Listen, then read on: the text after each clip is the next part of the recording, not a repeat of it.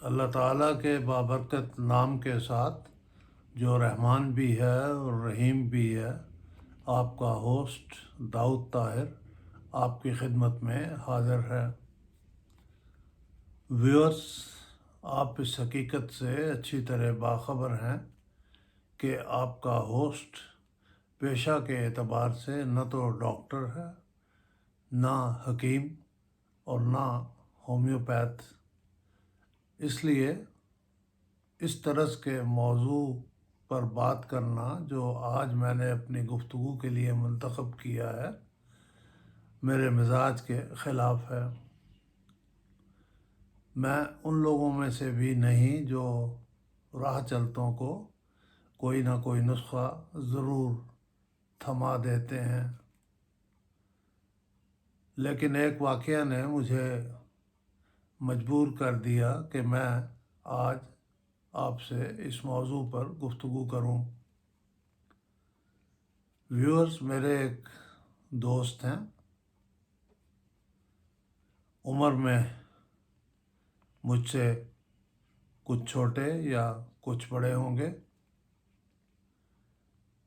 نفیس الطبع انسان ہیں، مخلوق خدا سے ہمدردی رکھتے ہیں، جھوٹ سے اجتناب کرتے ہیں، جہاں دیدہ ہیں، ملکوں پھرے ہیں اور بعض غیر ملکی زبانوں پر کمال کی دسترس بھی رکھتے ہیں۔ انہوں نے مجھے بتایا کہ وہ کئی سال سے درد گردہ میں مبتلا ہیں، طرح طرح کے علاج کروائے، ہسپتالوں میں بھی داخل رہے، وقتی افاقہ ہوتا، لیکن مرض جوں کا توں قائم رہتا۔ وہ کہتے ہیں ایک بار میرے کسی مہربان نے ذکر کیا کہ علی پور میں کوئی صاحب ہیں جن کے پاس اس مرض کا ایک خاندانی نسخہ موجود ہے جو وہ ضرورت مندوں کو بلا تکلف بتلا دیتے ہیں، کوئی پیسے بھی چارج نہیں کرتے، اور اس میں اللہ تعالیٰ نے برکت بھی بڑی رکھی ہے۔ جو مریض اسے استعمال کرتا ہے وہ ٹھیک ہو جاتا ہے۔ وہ کہتے ہیں جب مجھے یہ بتایا گیا تو میں نے سوچا میں خود علی پور جاتا ہوں۔ یوں وہ ملتان سے مظفر گڑھ اور وہاں سے خان گڑھ ہوتے ہوئے علی پور کے تاریخی قصبہ میں جا پہنچے۔ ایک واقف کار تھے، ان کے ہاں رکے، اپنا مسئلہ بیان کیا، انہوں نے ان کا ساتھ دیا اور تھوڑی سی کوشش کے بعد وہ اس شخص تک پہنچ گئے جس کے پاس یہ نسخہ تھا۔ اس نے فوراً وہ نسخہ بتا دیا، بہت سستا، سہل الحصول اور بہت آسانی سے تیار ہو جانے والا یہ نسخہ انہوں نے اسی دن تیار کر لیا۔ جو مقدار مفردات کی بتائی گئی تھی اس سے جو دوا تیار ہوئی اس کے 8 حصے بنائے گئے،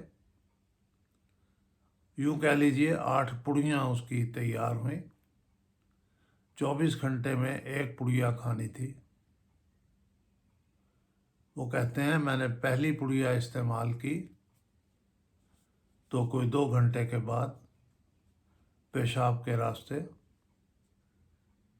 پہلی پتھری خارج ہوئی اور پھر پتھریوں کے اخراج کا تانتا بن گیا۔ ان کا کہنا ہے کہ گردے کی پتھری ایک بار بن جائے تو پھر بنتی ہی رہتی ہے، اور یہی میرے ساتھ ہوا۔ لیکن جب بھی پتھری بنتی اور اس کی تکلیف کا مجھے احساس ہوتا تو میں وہ نسخہ استعمال کرتا اور فائدہ اٹھاتا۔ وہ کہتے ہیں پھر میں نے سوچا اس نسخے کو اپنے تک محدود رکھنا مخلوق خدا کے ساتھ زیادتی ہے، چنانچہ وہ اپنے ملنے جلنے والوں کو یہ نسخہ بتانے لگے، اور درد گردہ کے مریضوں نے اس نسخے کو استعمال کیا اور ہر ایک نے فائدہ اٹھایا۔ انہوں نے یہ نسخہ اپنا اور ساری تفصیل کسی اخبار میں شائع بھی کروائی۔ مجھے نہیں معلوم کتنی مخلوق خدا کا بھلا اس سے ہوا، لیکن اس سے بھلا ہوا ضرور۔ وہ کہتے ہیں ایک بار میری لاپرواہی سے دوا ختم ہو گئی اور اسے دوبارہ تیار نہ کر پایا۔ اسی عرصے میں درد ہوا، مجھے میرے بچے ہسپتال لے گئے۔ ڈاکٹر داخل کرنے پر بضد تھا، لیکن میں 2 دن کی مہلت لے کر گھر آ گیا۔ راستے میں پنساری کی دکان سے اس کے اجزاء خریدے، 19 روپیہ ٹوٹل خرچ آیا۔ 1 آدھ گھنٹے میں دوا تیار ہو گئی۔ میں نے اسے استعمال کیا تو پتھری باہر آ گئی۔ ویورز، یہ نسخہ میں آپ کے سامنے پڑھے دیتا ہوں، آپ چاہیں تو نوٹ فرما لیں۔ اس کے صرف 5 اجزاء ہیں۔ پہلا تو فلفل دراز ہے، یہ اس نام سے نہ گھبرائیے، فلفل دراز یہ قدرت کی ایک نعمت ہے جو زمین سے پیدا ہوتی ہے۔ پھر نمک سامبر ہے،